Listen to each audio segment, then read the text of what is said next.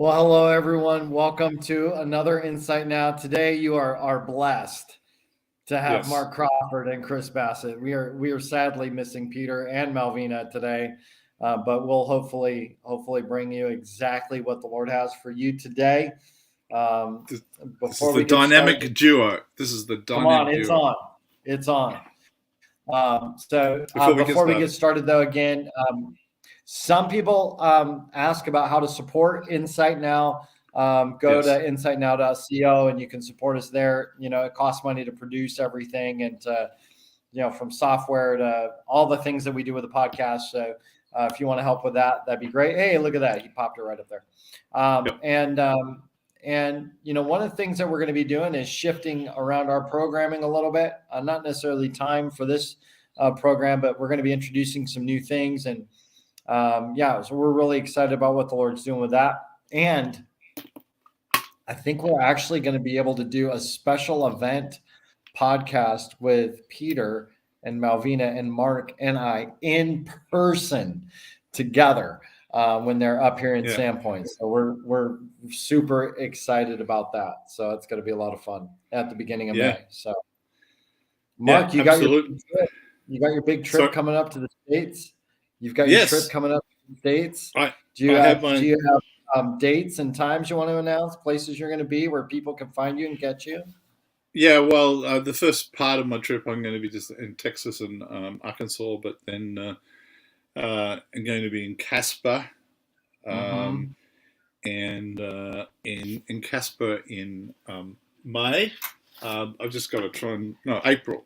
The end of April. Um, Yeah, just the last weekend in April, Mm-hmm. and then up to Sandpoint, Sandpoint from the 3rd of May until about the 9th of May. Mm-hmm.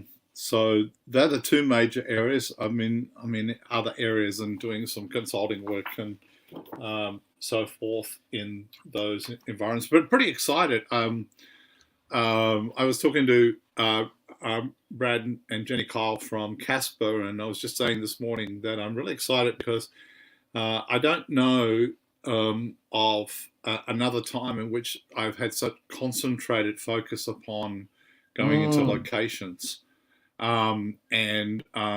Because of what has happened with the pandemic, COVID, and all those sorts of things, we've Yeah. learnt to do certain things that I think that we've long needed to, and sometimes we we sometimes the circumstances will push us into something, Right. and it's the plan of God. It's what we've needed to do, but sometimes we just need to push into that. And so a lot of people know how to Zoom now, and a lot of people know the benefit of talking and relating and all of those sorts of things. So I'm pretty excited because I feel like the discussion, the hope, that's what hope is. Hope is an earnest expectation. Mm-hmm. So the hope level Yeah. is Yeah. rising.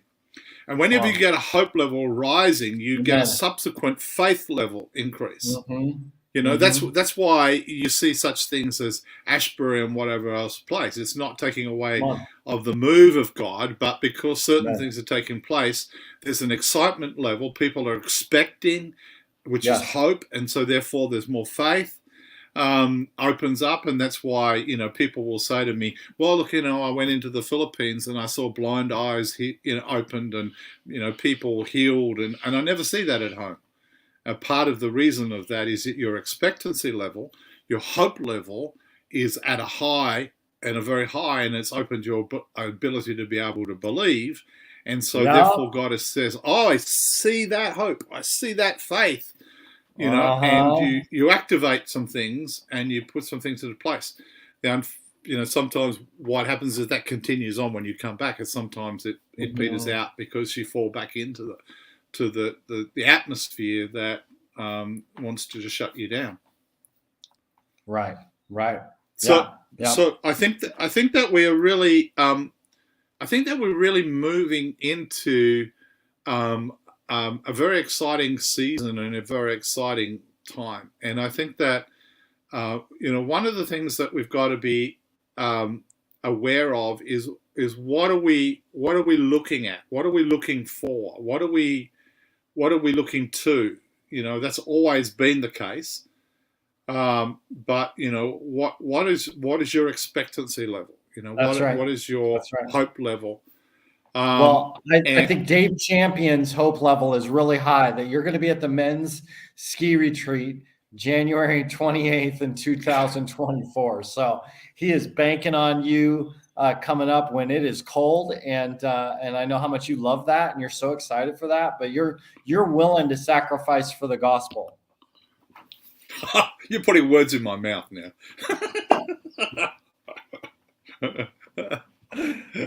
That's great. That's great. Is this what friends do? They speak for one another. Yeah, we read each other's minds, actually. So. Good. Well, yeah. We'll see how that's gonna work out. Well, we'll see. For them. Well, that's great. What I'm excited. My wife will not be all that happy. me going to, she's the mountains person. She's often talked.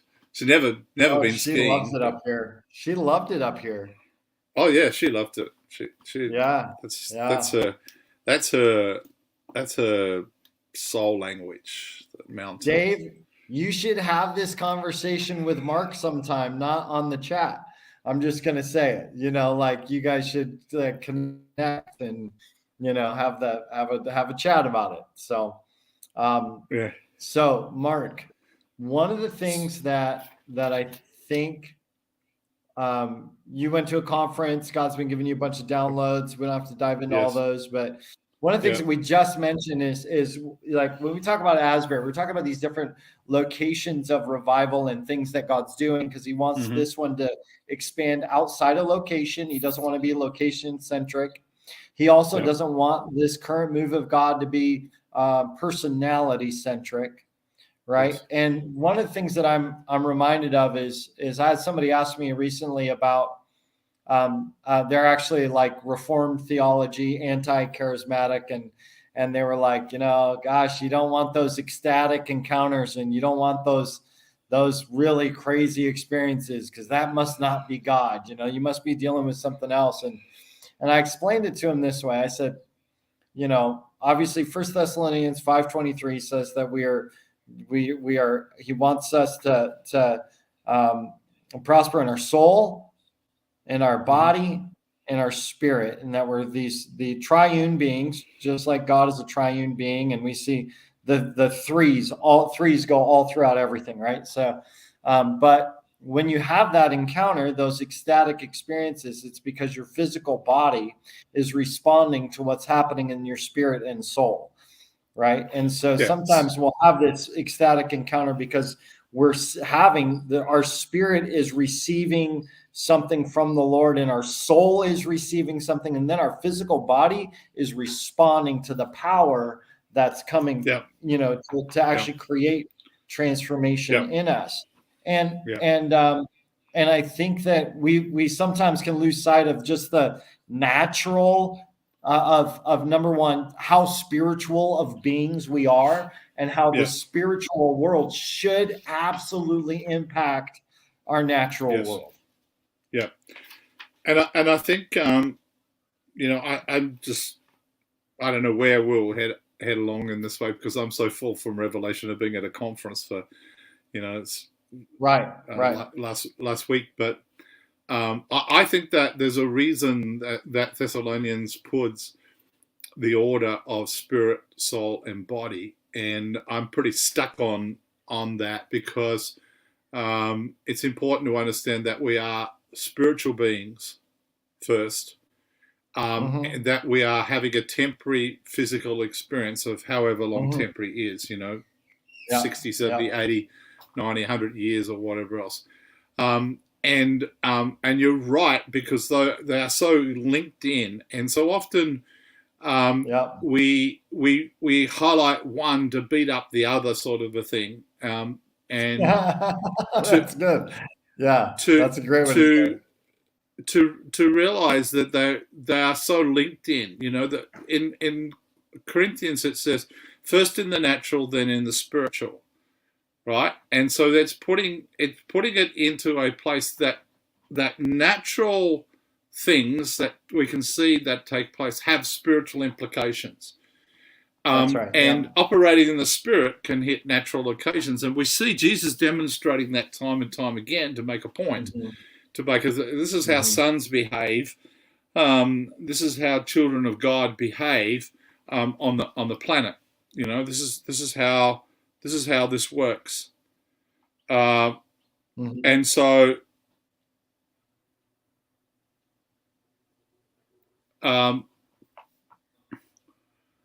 what we need to understand, we're always coming into a revelation, or should be coming into a revelation that brings us into alignment with how God thinks, you know, how God sees things.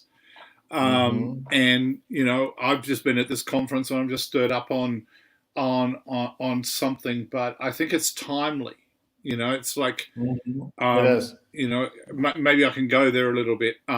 You know, in Sure. Romans 8:19 is something that I've preached on time and time again, and I've preached it on the basis of, it says, the creation eagerly, earnestly desires to see the revealing of the sons of God. And so my focus has been on sons being sons, right? Now that's important. Identity is a very important thing. But it does beg the question of why does the creation, what's the deal? Why is creation so hungry? And it says earnestly desires, you know, I mean, that's desire with hot sauce on, you know, that's turbocharged desire, you know, that's just not a common garden, just desire, you know, it's not just, I got this little desire, you know, I'm feeling like I want a hamburger, you know, that sort of desire. I'm hungry for a hamburger. It's more than that. It's like, I want the whole enchilada, you know, it's like, I can't wait, you know, that's creation. And creation is not just the trees, it's the mountains, it's the wind, it's the sun, it's the air, everything all around about it is created, and all of creation is even the stars. eagerly waiting. Everything is waiting for the sons of God. Why? And a part of it is because I think it's for thousands of years it's been defiled by people who have misused, and I don't just mean thrown litter out and, you know, all of that sort of stuff. I mean misused different spiritual kind of defilement. The defilement has been, it's misused its power, because all of creation has power, and so it's misused power for wrong abilities, wrong things. Right. It's been. I think some of it is also irresponsible, like. The misuse is irresponsible stewardship, but then there's also the element of the fact that the earth hasn't served its actual purpose. Yeah. So it's important, from what you said before, with spirit, soul, and body. Yeah. Right. So when we realize that I'm spirit, then we should be trying to understand how that works, how the spirit world works. And in fact, actually, if we come from that basis, then we understand that things that can be pretty weird or whatever else, as far as understanding, like it challenges our understanding, we should continually be stretched in our thinking, in our physical realm or in the soul realm, by what's happening in the spiritual realm, right? That should be challenging us. There's a problem. I think there's a problem when you're not being challenged. When, you know, it's like, I understand 100%. It all. Like you should be you should be living in a place where I don't understand this. I mean, like, this is pretty crazy or weird or whatever else it is. But it feels right to me, though. I mean, I think that's the kicker. You know, you've got to let the peace of Christ rule in your heart, because there's some things that are weird, that are not right, not godly, not right stuff. But you know what I mean, right?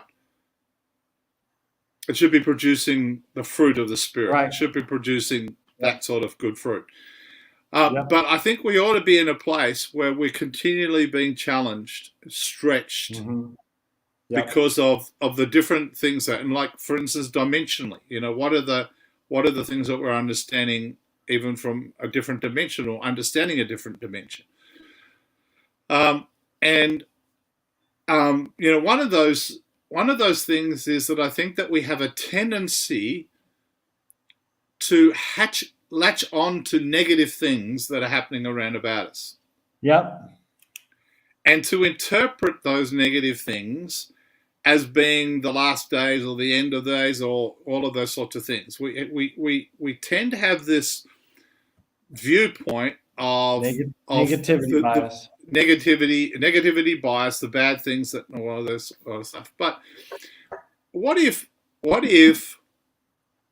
Jesus taught us that the goal of God, the will of God, was that what happens in heaven would happen on earth? Yep. So what would happen if there was so much heaven happening on earth that people weren't even contemplating the return of Jesus? They weren't living in a state of wishing to be in eternity because they were living in heaven on earth. Yep.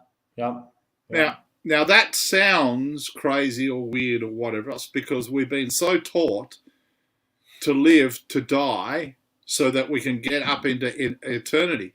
But there are so many things we don't get to do when we're in eternity. There's lots of things we get to do. There's a lot that we don't get to do because we have left Earth. Right. Because we're on assignment on this earth to bring about the plan of God. Right? There was a cosmic conflict that was created by Lucifer, became Satan, right? And Adam was created to be the answer, and he is the answer. Mankind is the answer to that conflict. It's not the problem; he's the answer. Mankind is the answer. That's why the first Adam happened, and then the last Adam was Jesus Christ, who restored and took it to a higher level. The whole area of dominion and subduing the earth and being the answer, that we are in fact the answer. So if we believe what Jesus taught us, and I think we go back to this, is that Jesus taught us a crucial prayer. Why did he teach us this prayer? Because he already said to us, when you pray, believe that you'll receive. Don't just do vain repetition, but actually partner with the prayer, partner with what I'm teaching you. Pray, our Father, and that's a significant place. We could just stop there and speak all day about the relationship of Father, what that means. That means that we're his children. It means it acknowledges all sorts of things. It's really a very significant term. But then it goes on, pray that the kingdom will come. Well, we're not done here until the kingdom has come. So with that, go ahead. Well, you go. I could talk for hours, but anyway. Yeah, I'm just considering, and I apologize if my internet's a little glitchy here for everybody, because I'm out at the church where there is little to no internet, unfortunately, but this is where I had to do it today. When it comes to this place of, being the solution, we've talked a lot about the fact that when we operate in our authority, that was paid for in the cross, right? That we get to live out as the sons of God, who've been not just people called sons, but actually restored and justified and put in such right alignment with God that he gives us all the power and all the authority over the whole earth and everything in it. When we begin to operate in that authority, I think it one of the things that I consider and think about is making sure that I understand purpose, right? What's the purpose of what I have authority over? Because if I don't understand the purpose of why it's here and what it's here to do, then I will not steward it well. I'll steward it to the wrong end, right? I'll take whatever that great thing is that I'm supposed to be stewarding, and I'll actually like change it, pervert it, change it, shift it, twist it to match what I want it. What I'll take authority to make it do what I want it to do. So we've got to come back to what's the purpose of this stuff. Like we've talked a lot about time and taking authority over time. Right. Okay. Well, if we're eternal beings and we've got a chunk of time that God has given us here on this planet to do and fulfill everything that God has for us to do, then we realize that because it's a created thing, time's a created thing, we have authority as the sons of God over all the created things. So since I've got authority over time, time can serve me for the purposes that God wants time to serve, not my purposes. And so one of the things that we talk about is aligning time to his original design.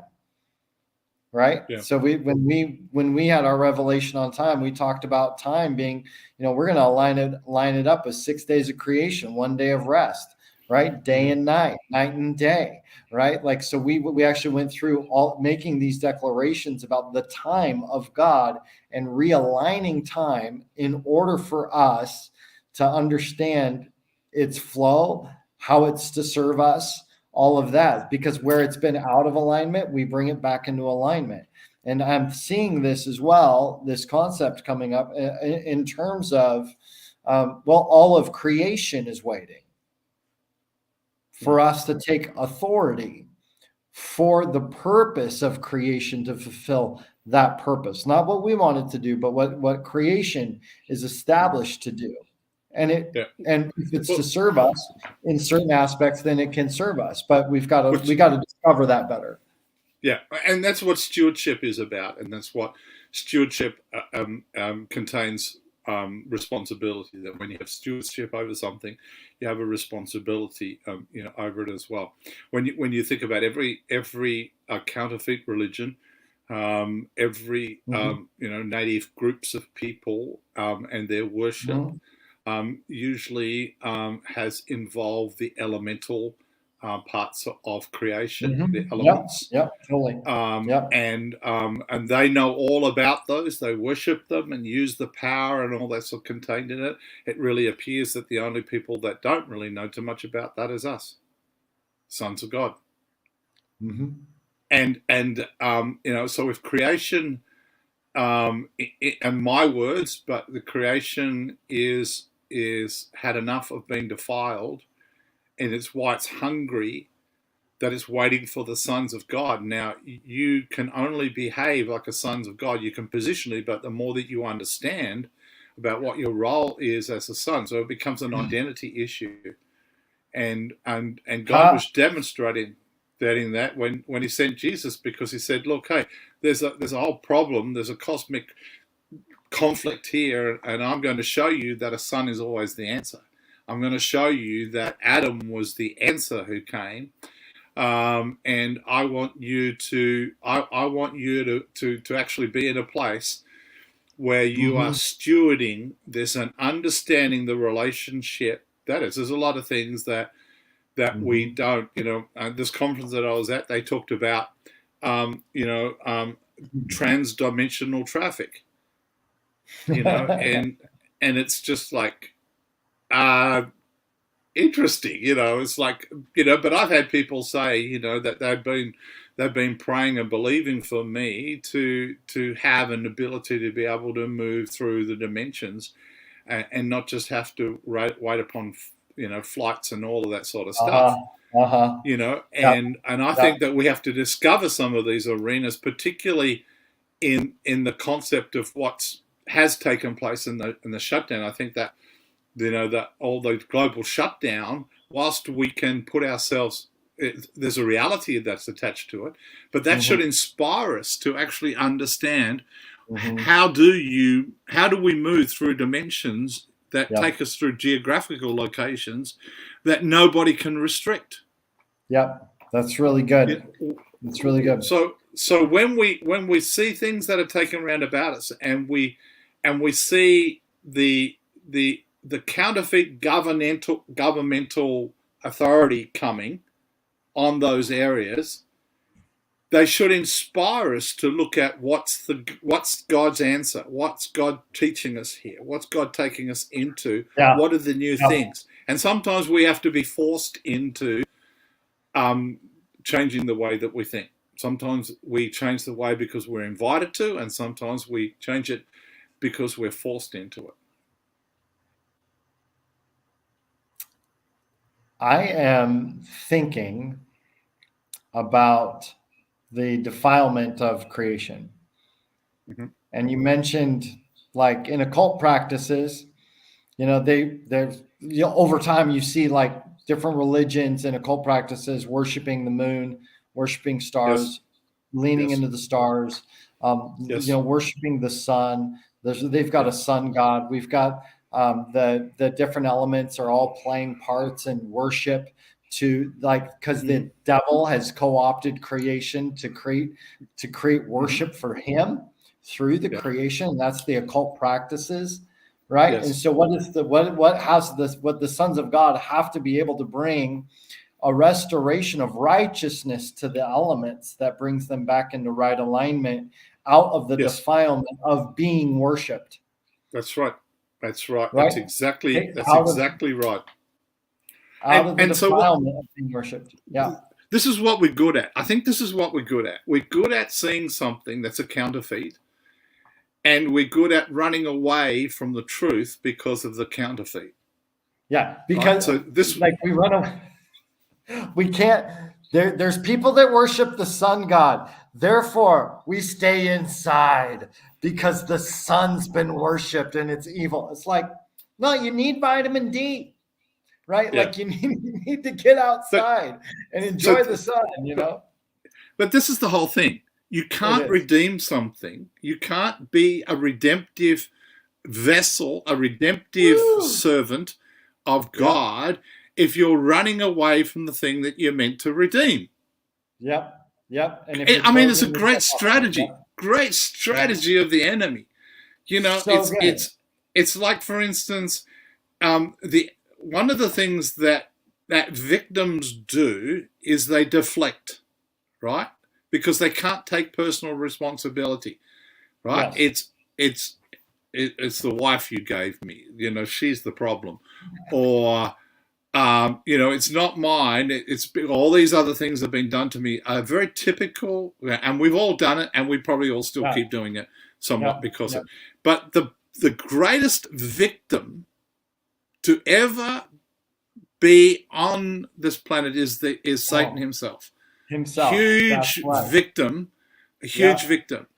And so that when we see that there was such a problem going on prior to Adam, right? Yeah. There's a conflict, a cosmic conflict, because he does what he does and it causes him to be kicked out of heaven. So when you think about how patient God is, how patient he is, he is absolutely patient, of how many chances he probably gave Lucifer to repent or change or whatever else. And in the New Testament, we see Jesus say, I saw Satan fall like lightning. Right? Yep. Every single thing that Satan wanted, we got. Right? Yep. So there is a cosmic conflict going on when Adam is created.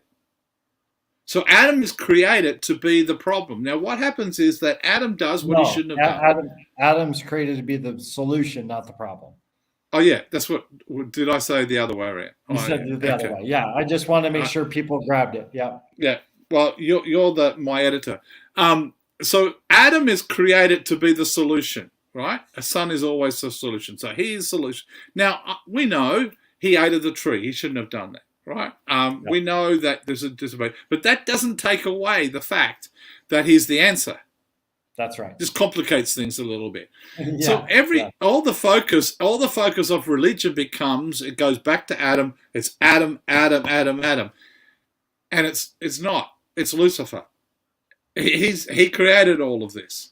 He's created all of this problem. But you see what happens? He deflects it across there because he's a master at disguise. He's a master at deception. He's a master at doing all of these sorts of things. And he's very, very good at trading too. And so he gets people to trade their authority because Jesus said, I have all authority. So he's very good at trading in authority. Right? And so he gets authority to do things because people give it to him. They trade it for peace in their fear, or they trade it in all of those sorts of things. So he's constantly doing, that's the whole nature of that realm, is to operate in trading. You give me this and I'll give you power, or I'll give you some, you no longer have to have strife. You'll have some peace in your life. It just doesn't last for very long. That's the whole problem, because it's not real. It's counterfeit. So that whenever you see a counterfeit, whenever you hear of a counterfeit, they can only exist because there's a real.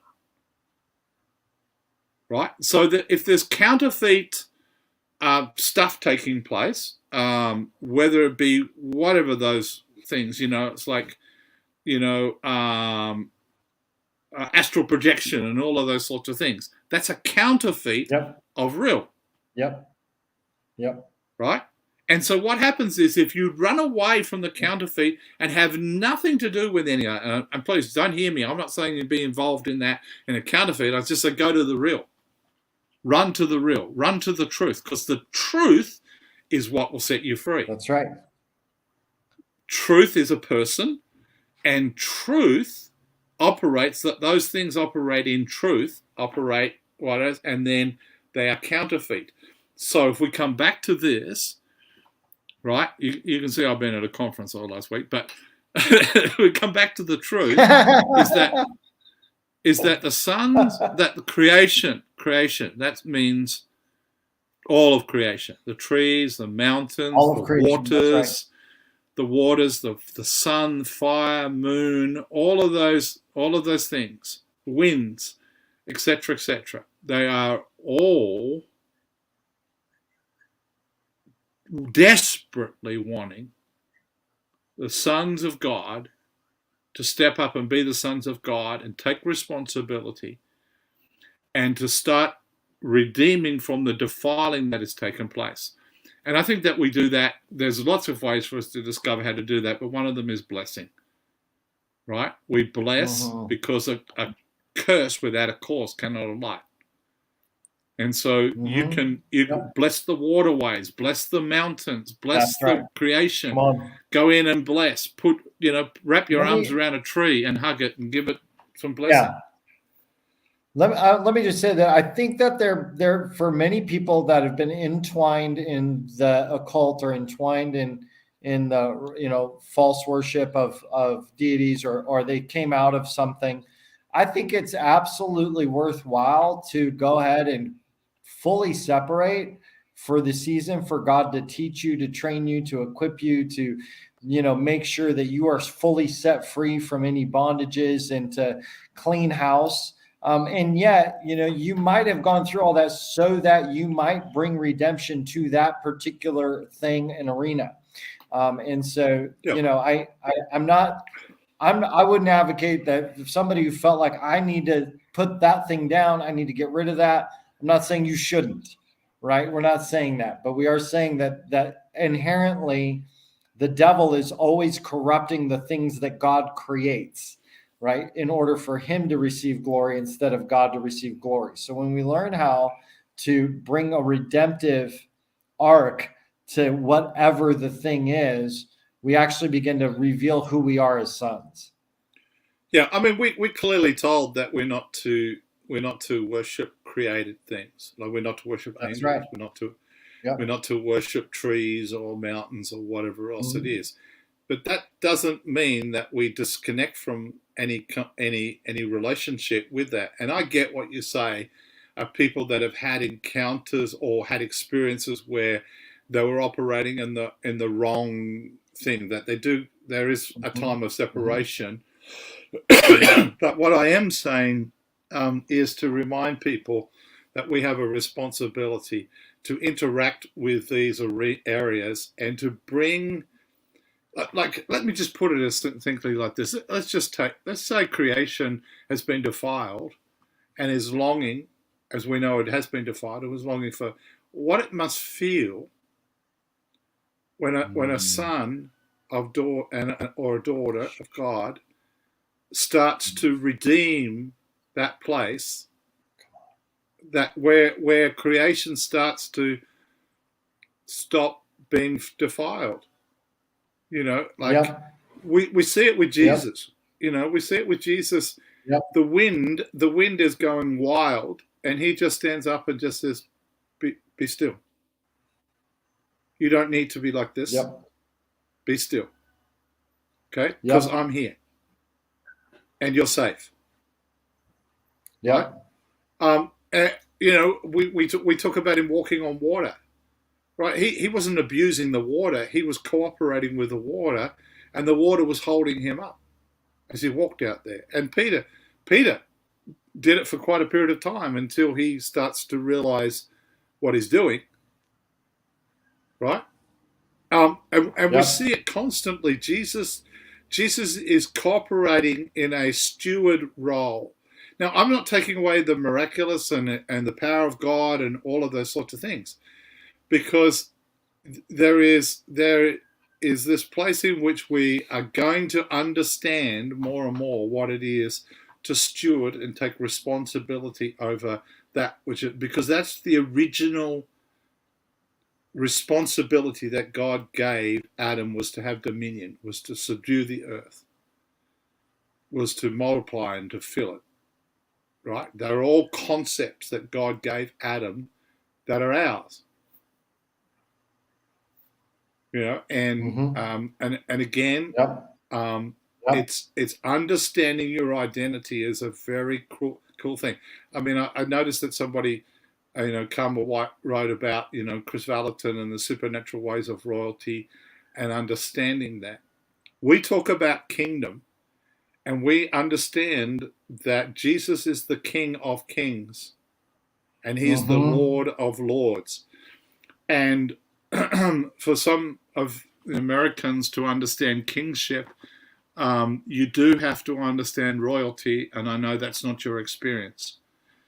And to understand about lords and lordships. Well, a true king and a true lord will care for the people under their lordship, or care for the people and the properties and all of those sorts of things. They don't abuse that. They actually care for it, and because they know that they've got to care for the generations.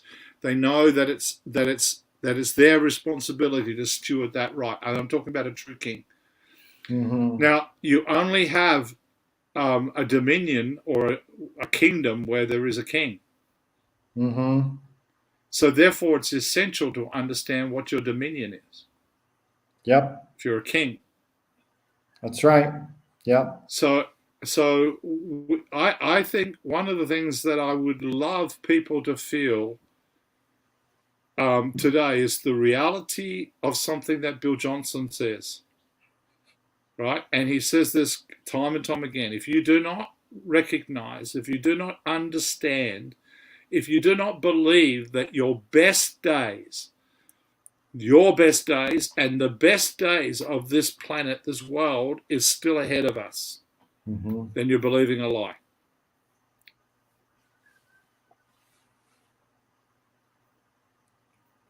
Amen. Amen. And it goes, I mean, that's super counter Christian cultural right now, I love Dave Champion said responsibility equals purpose. Yep. And I fully agree. I think that's right on. Well, I want to say it like this. I think responsibility means your response to his ability. Yep. And so it's a partnership. It always is a partnership. We understand that you cannot love your neighbor unless you love yourself. Mm-hmm. We understand that you cannot love God out of your own ability. You have to first receive His love. That's right. So it becomes a cycle. Becomes a cycle. It's a part of partnership. It's what relationship is. Mm-hmm. And that's why one could put 1,000 to flight, but two could put 10,000 to flight. That's the power of partnership. Mm-hmm. Yeah. Yeah, and it's a year of synergy. Yep. Things coming together. Certainly is. Well, we've done pretty good. The dynamic duo has done pretty good to boom, boom. Here we are. We nailed it. We always have more. We always have more when Peter comes on, and we have even more when Malvina comes on. That's right. I understand. That's right. I understand that. Yep. But Chris, it's been great being with you. Really, really good. Really good. Yeah. Yep. Thank you. And for everybody else, we look forward to seeing you soon. And we'll be back next week, and we'll talk to you later. Yeah. Okay. Bye. Bye. Bye.